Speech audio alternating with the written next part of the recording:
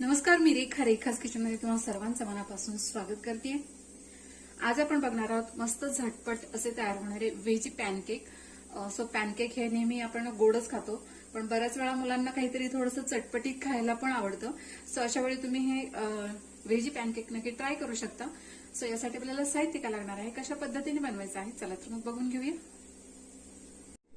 So यासाठी आपल्याला लागणार आहे उभा चिरलेला पत्ताकोबी, शिमला मिरची, कांदा, हिरवी मिरची, पाव चमचा ओवा, लाल तिखट, तिखटाचं प्रमाण तुमच्या आवडीनुसार कमी अधिक करायचं आहे। आपण इथे हिरवी मिरची पण घेतलेली आहे।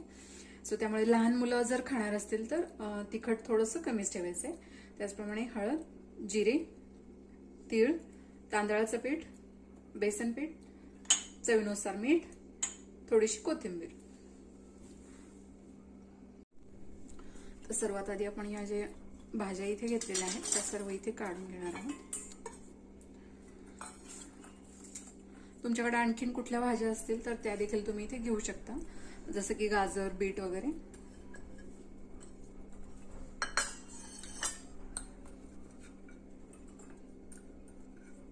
पालक वगैरे मुलं खात नसतील तर पालक देखील तुम्ही इथे ऍड करू शकता।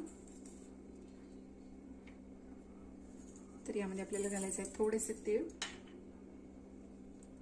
पाव चमचा हळद, मिरची पावडर, त्याचप्रमाणे हिरवी मिरची। मुलांसाठी करत असाल तर मिरची थोडीशी कमी घालायची आहे। जिरे, त्याचप्रमाणे ओवा, थोडीशी कोथिंबीर, चवीनुसार मीठ,